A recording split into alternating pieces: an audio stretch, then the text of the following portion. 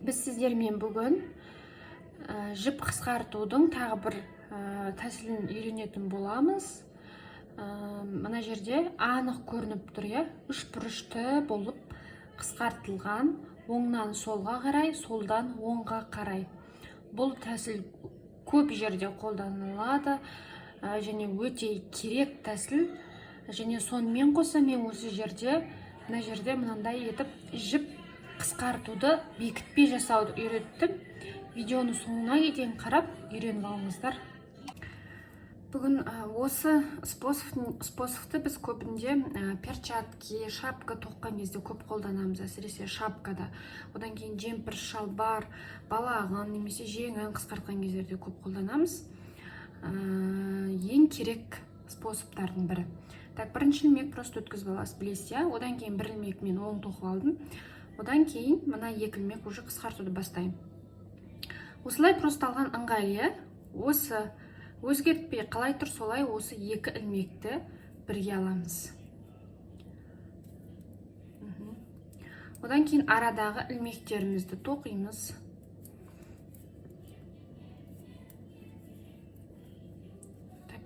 Келесі мына екі ілмекті бірге былай мынау сияқты ала салмаймыз. Ол бізге ыңғайсыз болады. Былай мына жақтан солға қарай, мына жақтан оңға қарай кетпей қалады. Сол үшін мына ілмекті аламыз. И былай ауыстырып аламыз. Көрдіңіз ба? Енді мына бетінен емес, мына бетінен аламыз. Себебі бізге осылай удобно. Осы екеуін бірге алдық. Бұл мінекей, көрдіңіз ба? Мына жаққа қарай кетеді. Так.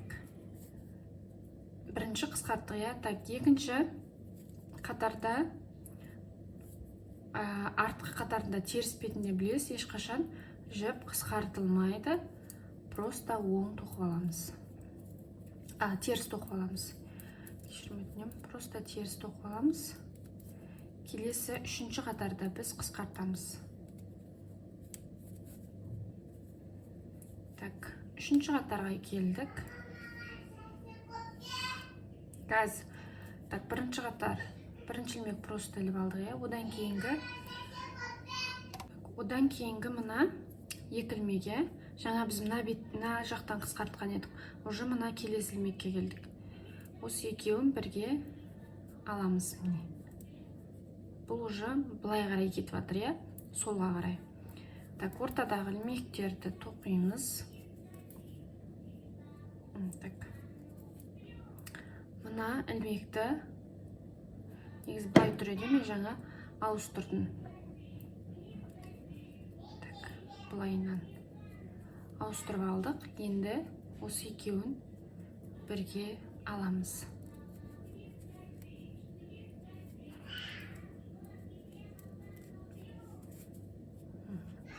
Көрініп тұр ма? Мына жақтан былай қарай, мына жақтан былай қарай кетіп жатыр.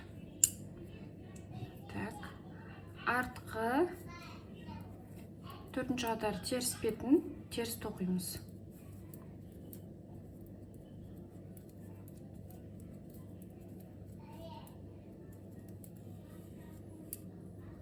Так, енді келесі тоже солай қысқартамыз. Бір ілмек. Келесі екі ілмекті бірге аламыз. Бұл жағында өзгертпейміз. Одан кейін мына жақта қысқартылып бітті. Мына ілмектерді просто былай өткізіп аламыз да. И былай айландырып мына жаққа келеміз. Сонда бізге мына жақтан алу, екеуін бірге алу ыңғайсыз болады. Мына бетінен аламыз. Сонда оңға қарай кетеді бұл.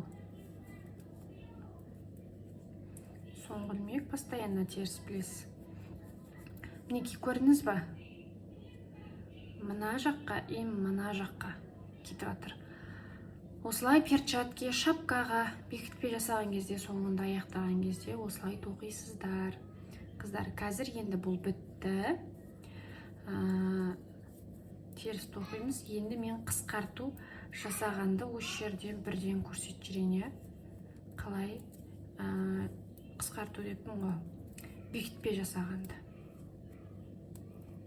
қалай бекітпе жасаймыз. Бірінші ilmek бізде іліп аламыз. Бұл ең жиі қолданатын способ. Так, ой. Так, бірінші ilmегімізде просто іліп алдық. Екінші ilmekті оң тоқуымыздағы, мына арттағы ilmектен алдыңын өткізіп аламыз.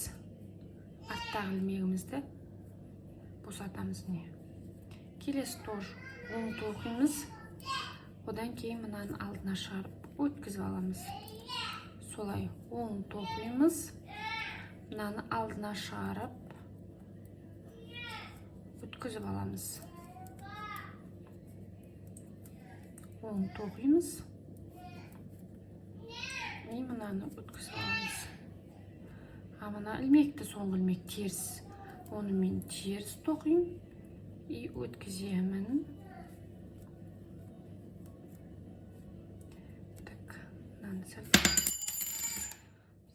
созайын и артық жіпті кесіп алып тастаймыз. Сонда мінекей бізде мынандай қысқарту шықты. Көрдіңіз бе, осылай жіпті бекітесіз және де мынау қысқарту үлгісі.